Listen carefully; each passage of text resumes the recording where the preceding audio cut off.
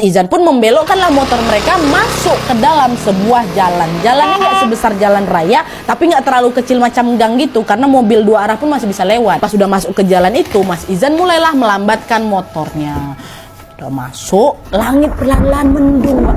Gak hitam ya, hanya perlahan kayak bergradasi dari terang jadi abu-abu suram Noah. Nah mungkin cuma perasaan Hana aja, tapi kenyataannya memang kayak gitulah kondisi cuacanya. Ayah, kata gitu kan, kayak mau hujan lah nih ya, kata Hana sambil nengok ke arah langit kan, Wak. Kayak mau hujan lah ya. Nah belum sempat Mas Izan menjawab pertanyaannya si Hana ini langsung diturunkan pandangannya, Wak. Kan ngadap lagi ke depan. Nah pada saat ngadap ke depan ini, dengan jelas Wak, Hana melihat ada dua gadis belia dan ada juga dua anak laki-laki kayak usia-usia TK tuh lah. Wajah mereka bule, wajah orang asing. Berjalan nih, berpapasan sama motor yang memang lagi jalan melambat tuh, berpapasan.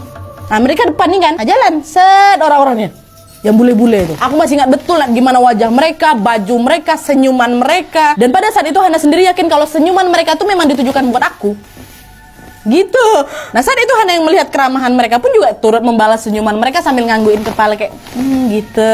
Macam sama-sama nyapa gitu, Wak. Mereka berjalan bergandengan tangan loh. Dah lewat tuh dari hadapan aku sama Mas Izan. Mas Izan masih itu terus laju motornya dengan lambat. Nah Hana yang pada saat itu tidak berpikir macam-macam, Wak. Gak lihat balik ke arah mereka terlalu lama, udah biasa aja. Hana malah justru fokus balik lagi ke perjalanan. Dan lewat-lewat lah kayak gitu kan. Dan tidak lama kemudian, tidak lama dari titik si Hana ini berpapasan dengan warga bule tadi, Mas Izan pun menghentikanlah motornya.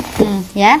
Langit masih abu-abu, anginnya terasa dingin kali, tapi belum hujan ya. Jadi macam suasana mendung-mendung, banyak angin sebelum hujan tuh loh, Wak. Kan enak kali itu kan, kayak gitulah suasana. Gak lama Mas Izan bilang, sampai endah, katanya. Sampai lah rumah tuh. Hana pun turunlah dari motor, dilepaskan dia helm kan, dan dia langsung mengarahkan pandangannya ke arah rumah yang sekarang persis berada di hadapan mereka.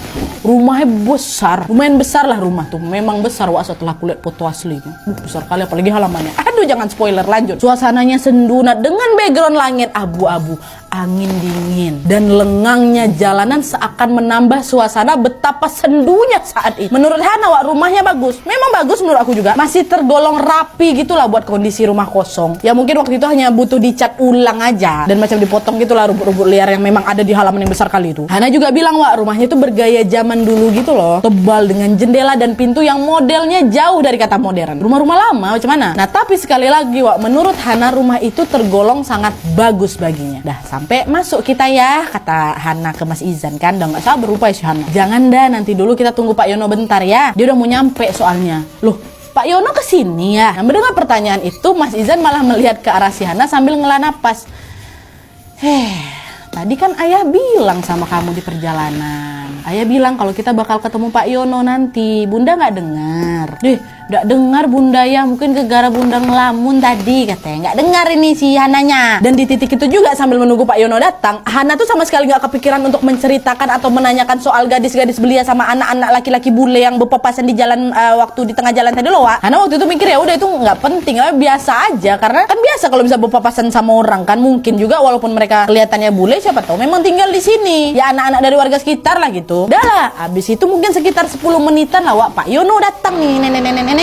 Terus apa sih, ngapain kayak gitu? Adalah abis itu mungkin sekitar 10 menitan lah Pak Yono pun datang. Hana pun baru pertama kali tuh, Wak, ketemu sama Pak Yono. Orangnya tinggi besar katanya, mungkin sekitar 50 tahunan lah umurnya. Tapi waktu itu terlihat awet muda kali, wajahnya kata-katanya sopan kali, ramah kali. Aduh Pak Izan, Bu Hana maaf ya saya agak lama. Tadi waktu Pak Izan nelpon saya lagi di luar soalnya, kata Pak Yono gitu, Wak. Sambil berjalan ke arah pagar nih, diikuti sama Hana dan Mas Izan. Mas Izan sama Mbak Hana tuh waktu itu nunggu di luar. Pagar dibuka, ikutlah itu siapa mereka berdua. Motornya nggak dimasukin sekalian aja Pak, atau mau di situ aja, kata Pak Yono kan nunjuk ke motornya Mas Izan. Nah pas pagarnya dibuka pun suaranya udah kayak berdecit kan, kayaknya udah lama nggak dipakai. Oh iya Pak, saya masukin aja lah, kata Mas Izan. Kan dah si Pak Yono sama si siapa Hana jalan nih ke depan rumah. Nah pada saat Mas Izan masukin motor, ya Hana cuma berdiri sama Pak Yono aja di situ, agak awkward juga waktu itu, diam-diaman aja kami. Nah inisiatif lah si Hana nih basa-basi. Pak, udah berapa lama rumahnya ini kosong, Pak? Kelihatannya cukup terawat ya. Kata Hana ke Pak Yono, Wak, sambil berusaha menyelipkan ya pujian gitulah ke rumahnya Pak Yono. Karena memang rumahnya terawat kali, Nan. Untuk ukuran rumah kosong ya. Ya walaupun memang di depan rumahnya itu masih ada rumput-rumput tinggi, tapi bukan dilalang. Oh iya, Bu, alhamdulillah ada yang ngerawat sih. Kosongnya ini sejak kakak saya pindah ke Jakarta ya, sekitar 5-6 tahunan gitulah, Bu, kata Pak Yono. Dengar jawabannya Pak Yono, sejujurnya kata siapa? Kata si Hana ya. Kaget aku dengarnya, Nak. Ternyata rumah tuh udah kosong cukup lama, 5-6 tahun lama loh itu, Wak. Dan ketika mendengar jawaban Pak Yono itu, refleks Hana langsung ngusap perutnya, Wak, waktu itu. Jadi langsung muncul kecemasan gitu lah, Wak, dalam hatinya dia. Udah lama juga, Pak ya. Tapi sebagai orang yang selalu berpikir logis, waktu itu Hana hanya bisa menelan ludah ya sambil berdoa dalam hati. Abis itu biar raut wajah cemasnya nggak kelihatan sama Pak Yono kan, Hana langsung nanya lagi, oh ya Pak, kalau di sekitar sini apa ada